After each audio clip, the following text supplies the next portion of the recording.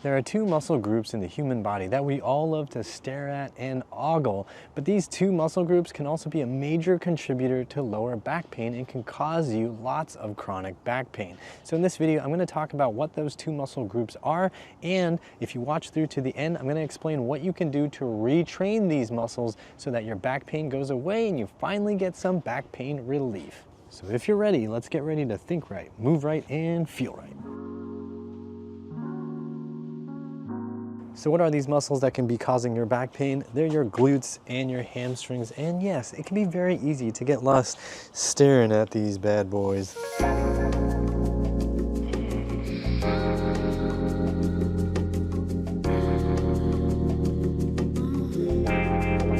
Hey, come on back. We're talking about some serious back pain stuff here. So now let's talk in detail about your glutes and hamstrings and how these muscle groups can cause your back pain and what you can do to fix your back pain by training these muscles in a smarter way. And before I forget, if you have back pain right now, let me know how long you've been struggling with your back pain and drop me a comment down below. So first, let's talk about your glutes, which are back here. They're on your backside, and if you spend all day sitting, they're probably not there. You've probably noticed that they have died off over the years. You have a really flat butt. The problem with that is your butt muscles actually help you stand up straight.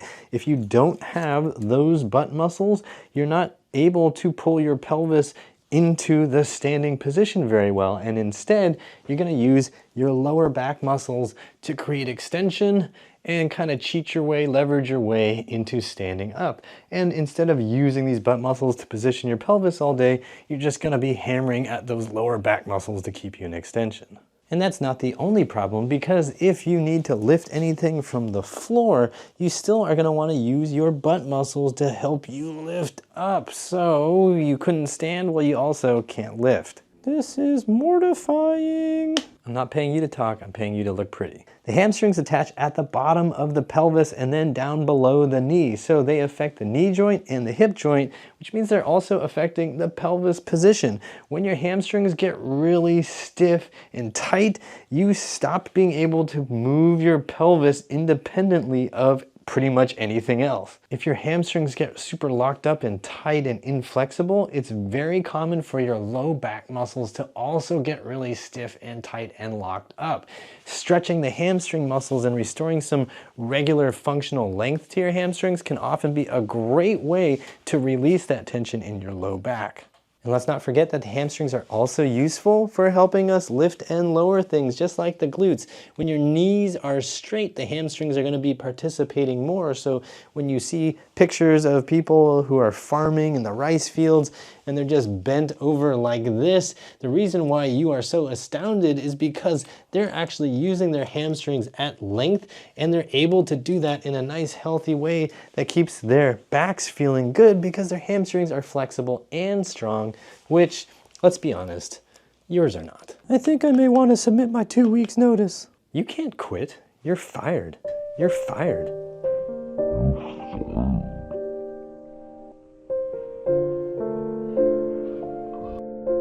So obviously you want to fix your glutes and hamstrings, so let's go over 4 simple exercises you can do at home so you don't have to go make an appointment for a massage therapist or chiropractor, or God forbid seeing your doctor and paying a copay to be told that you should just rest and stop doing anything for the rest of your life. So first we're going to start by stretching out your glutes. This is optional if you are already really flexible and you do yoga all day, but for the rest of us who sit in chairs and our glutes are really stiff and tight and inflexible, this can be really helpful right before we start activating our glutes. So what you can do is get some sort of elevated surface. It can be higher, it can be lower, something that's comfortable for you to feel supported. You can just shift your leg wherever is comfortable to keep you balanced and supported, and then you're going to do a nice deep stretch of the glutes. So this side here is gonna feel that stretch. I've got my leg, my knee is bent to about 90 degrees, and I've just got my leg feeling nice and supported on the surface. If this feels impossible to even do, you can consider using a yoga block or a pad, a towel, a pillow, something to elevate the knee so that it's not such an extreme angle and your leg's not having to fold out so much. So again, if you are going on here and you're like, there's no way my knee's going down, then use something to pad it so it feels supported. And then you're gonna try to fold forward. You're trying to feel some more stretch deep, deep in that hip. And you can find different amounts of stretch by searching around. So you kind of aim your chest, twisting the pelvis along with it to find angles that feel really stiff and tight. But definitely make sure you explore over this direction while keeping this side of your pelvis angled in. So you can think about aiming your belly button around like this and then folding in. I swear that wasn't a fart. See, that's not a fart. Okay, whatever you say. Make sure you take it slow on this. Slow is safe and fast is foolish. Don't try to push all the way down into the lowest possible position because you will hurt yourself. You might blow your knee, you might blow your hip or your back. So be gentle when you start this off.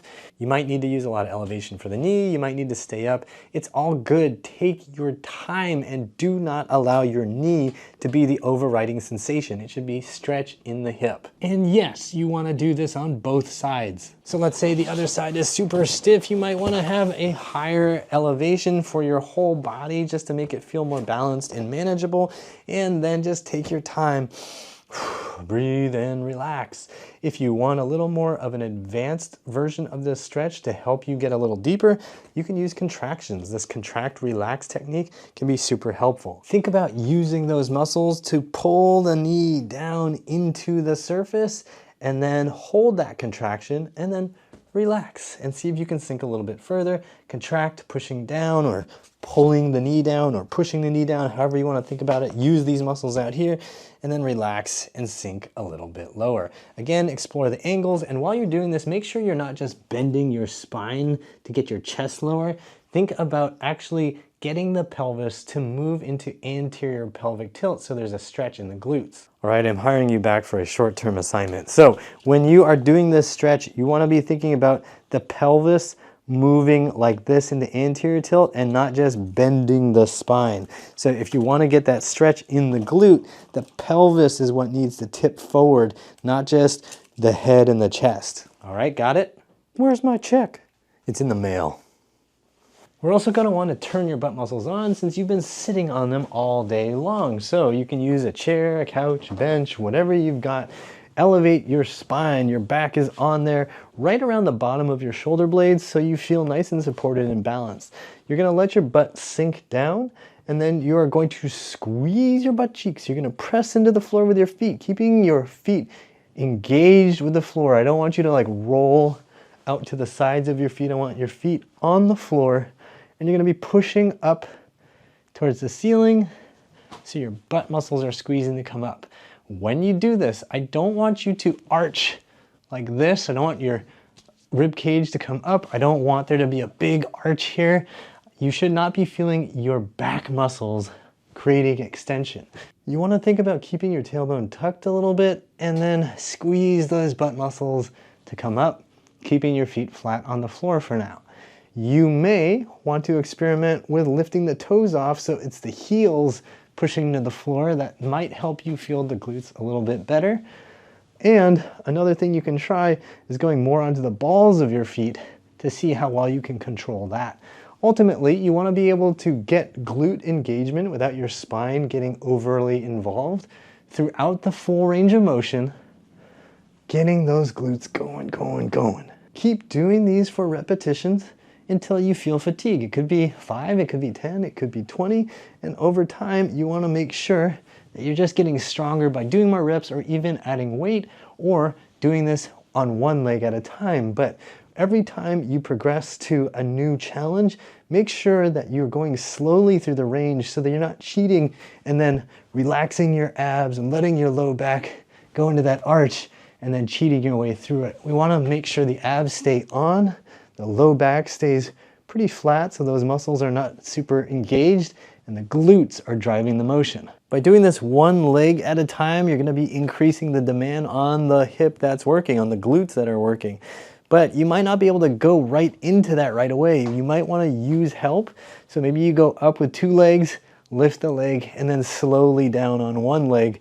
and that'll help you start to develop the strength on that side. And then maybe over time you want to say like, okay, I'm just going to give myself a little bit of help from this other leg, but most of the work is happening on this one side, right?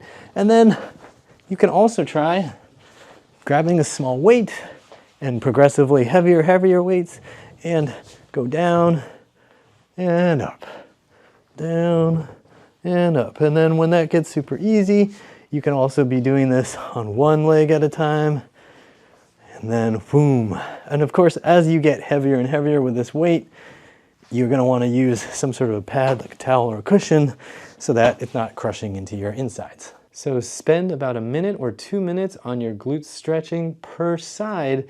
And then when you get to the glute strengthening, this hip thrust exercise, make sure that you are doing both sides evenly and go to a nice fatigue level that doesn't feel like it's too much and doesn't feel like you're starting to cheat. Make sure your form is good, and remember that you're not impressing anybody by trying to do heavier and heavier weight or more reps. You're just trying to gradually get your body to be stronger over time. I'm not impressed by this workplace culture. You don't technically work here, so I don't care. Now we need to talk about your hamstrings. I'm going to give you a stretch strengthening combination exercise. So you're going to take a light weight to start. Please make it light. Once you get confident with it, you can start to increase the weight. But something like 5 pounds, 10 pounds is going to be fine. So I'm holding in my right hand. I'm going to bend my right knee so my foot is just supporting me. I'm going to try to keep my hips square, meaning if there's a wall in front of me, my hips are just pointing directly at that wall. I'm not twisting in any weird direction. I'm just trying to stay square. Okay, weight's in front of me. I'm gonna keep this knee a little bit bent, and then I'm going to start to sink. I'm going to bow. I'm trying to tilt my whole upper body forward without curling my spine. Okay, so I'm gonna feel some stretch in the hamstrings, might feel some stretch in the glutes, slowly getting to the end of my range. Take a breath, maybe 3, 4, 5 breaths. Something like 5 seconds to 30 second stretches here. Just don't start at 30 seconds, start at 5 seconds. And then when your time is up, you're gonna use your hamstrings to come back up. So again, stay within a range that feels doable. When you start, lightweight, shorter holds. Maybe 5 seconds, maybe 10 seconds. Breathe calmly, let that stretch in there, and then back out. So just do this for a cumulative 30 seconds. So if you're doing 5-second holds, that's gonna be 6 reps. If you're doing 10-second holds, you do 3 reps, whatever it is. Just pay attention to how your body feels, and then come on back up. A couple things to note here. Your foot, you're trying to keep it flat down on the floor. As you're doing this, you're probably gonna feel your body wanna cheat all kinds of ways. One of those ways is your foot lifting off or tilting off like this. Don't let that happen. If that starts to happen, you've probably already reached your actual range of motion limit. So just stay there. And then come on back out of it. Make sure you do both sides, keeping the spine as straight as you can throughout the entire range of motion. If you feel like you're doing this, or you see yourself in the mirror, or you film yourself and you see your whole spine bending, you're doing it wrong. Over time, I want you to try to keep the knee straighter so it becomes even more of a challenge to your hamstrings. And you just want to take your time, feel that stretch in the hammies.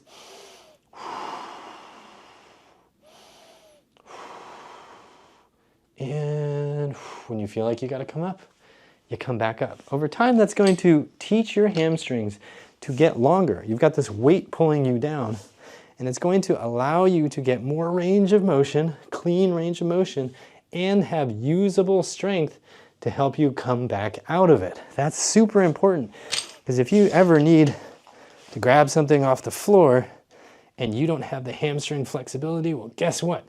Your back is gonna round, you're gonna hurt yourself. So if we have hamstring flexibility and strength, we've got the best of both worlds. We got a nice, super functional body, and we don't have lower back pain. You forgot to mention sets and reps. As usual, you weren't listening, so I said you should do both sides and do a cumulative 30 seconds of holding at the bottom position. So if you're doing that for 5-second holds, then that's gonna be around 6 repetitions. And if you're doing it for a 10, 15-second hold, you're gonna reduce the number of repetitions. The longer you hold, the more of an end range stretch it's gonna feel like, because that's what it is. The lower the amount of time you're holding down there, the more it emphasizes that strength portion of kind of decelerating and then contracting and doing a concentric contraction to bring you back up. No matter what, it's all good. Just listen to your body. If it feels like holding that long is too much, then it's probably too much. So give yourself some time, be patient, and remember that slow is safe and fast is foolish. You can do these exercises 2 to 3 sets each 2 to 3 times a week, and you have the freedom to choose how you want to arrange them. You might want to do your stretches for 2 sets on both sides and then move on to the strengthening exercises, or you might want to do some stretch and then the strength and some stretch and then some strength, and then do a full round again as a circuit. Whatever works for you, keeps you mentally engaged, and seems to feel good for your body is fine. After you've tried these exercises the first time, and also after you've been doing them for 2 to 3 weeks, please drop me a comment and let me know how your back pain feels. And also, I don't want you to get the idea that all back pain is caused by just these 2 muscle groups. You might also want to work on some things in your upper body and in your core. So make sure you check out the description box down below for some more helpful links to help you with things like your latissimus dorsi and maybe even some of those muscles on the side and in the front of your core. If this video helped you, you might be interested in checking out the full back pain fix program on my website at uprighthealth.com/DIY. Go check it out. It'll help you rebuild your back at home. If you want to support this channel, you can use the join and thanks buttons on YouTube, or go to uprighthealth.com/donate for all the simple, easy options like PayPal or Patreon. I really appreciate your support. It helps me make videos without having to do advertisements for supplements or clothing or pills or weird massage devices. Make sure you like, share, and subscribe with the bell notification on. And as always, I hope you remember that pain sucks, life shouldn't.